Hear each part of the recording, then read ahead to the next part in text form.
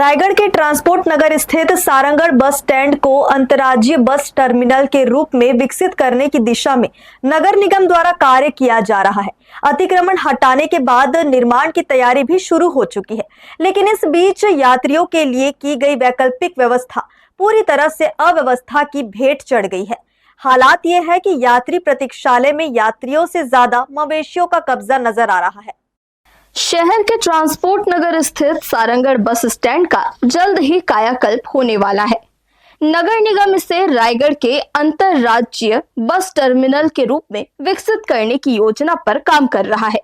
इसके लिए bus stand परिसर में लंबे समय से मौजूद बेजा कब्जों को हटाने की कार्रवाई भी की जा चुकी है। निगम प्रशासन का कहना है कि निर्माण कार्य के दौरान यात्रियों को किसी प्रकार की असुविधा न हो, इसके लिए अस्थायी तौर पर पुराने यात्री प्रतीक्षालय में टीन शेड लगाकर पंखों की व्यवस्था की गई है। हालांकि जमीनी हकीकत निगम के दावों से बिल्कुल अलग दिखाई दे रही है। जिस प्रतीक्षालय को यात्रियों की सुविधा के लिए तैयार किया गया है, उसकी स्थिति किसी तबेले से कम नहीं है। रात के समय यहाँ बड़ी संख्या में मवेशियों का जमावड़ा लग जाता है और सुबह तक पूरा परिसर गोबर और गंदगी से भर जाता है। ऐसे में बसों का इंतजार करने आने वाले यात्रियों को बैठने के लिए साफ जगह नहीं मिलती।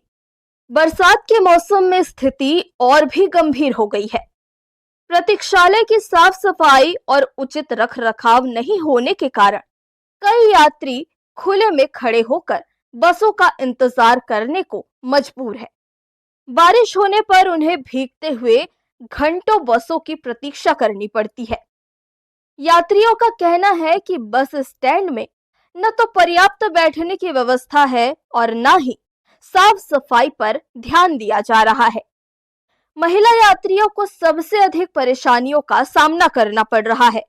महिलाओं, बच्चों और बुजुर्गों के लिए अलग से कोई भी सुरक्षित या फिर सुविधाजनक व्यवस्था नहीं है। शाम और रात के समय गंदगी और आवारा मवेशियों की मौजूदगी के कारण उन्हें काफी असहज स्थिति का सामना करना पड़ता है।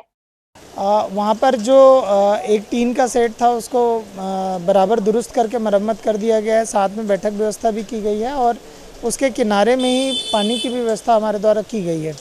तो इस तरीके से वो अंडर कंस्ट्रक्शन की स्थिति में भी हम लोग उसको अच्छे से रन कर रहे हैं। बिल्कुल हम लोग प्रयास कर रहे हैं और किसी भी प्रकार की किसी भी यात्रियों को या जो पथिक आएंगे उनको कोई प्रॉब्लम नहीं होगी। देखिए, बस स्टॉपेज बना हुआ है, ये तो देख रहे हैं आप लोग स्थिति आप लोग यहाँ की। यहाँ का हम लोग रात को अपने से ही बाड़ा वाड़ा बांध के जाते हैं, लेकिन फिर भी रात को गाय वाय लोग घुस जाते हैं और घुस के पूरा गंदगी किए हैं। ना यहाँ बैठने की व्यवस्था है, ना खड़े होने की व्यवस्था, ना सफाई की व्यवस्था है ही नहीं। सुबह आते हैं स्वीपर, लेकिन भाई एक दिन छोड़ आते हैं। आज नगर निगम भी मैंने फ़ोन किया था पानी मारने के लिए, तो वहाँ पर भी जो पानी मारने वाली मशीन है उसका बैटरी काम नहीं कर रहा है बोल के आज वो गाड़ी नहीं आई, नहीं तो उस गाड़ी को फ़ोन किया था मंगाने के लिए। यहाँ पर कोई व्यवस्था नहीं है, खास करके महिलाओं के लिए तो व्यवस्था बिल्कुल भी नहीं है। बाथरूम जाने के लिए यहाँ से 700-800 मीटर दूर में एक सुलभ है, वहाँ उनको जाना पड़ता है। यहाँ आसपास बाथरूम की कोई व्यवस्था नहीं है, पानी गिरता है, खड़े होने की व्यवस्था नहीं है, गोबरों का आतंक भरा हुआ है। हम गाय को तो रोक नहीं सकते हैं रात को 12-1 बजे, दिन में रहते हैं, दिन में अपन उनको भगाते हैं, लेकिन रात को तो नहीं भगा सकते। स्थानीय लोगों का कहना है कि शहर को अंतरराज्यीय बस टर्मिनल की सौगात मिलना निश्चित रूप से अच्छी पहल है, लेकिन जब तक निर्माण कार्य पूरा नहीं हो जाता तब तक यात्रियों के लिए बेहतर अस्थायी सुविधाएं सुनिश्चित करना भी उतना ही जरूरी है। लोगों ने निगम प्रशासन से नियमित साफ सफाई, मवेशियों के प्रवेश पर रोक और अतिरिक्त टीन शेड एवं बैठने की व्यवस्था करने की मांग की है।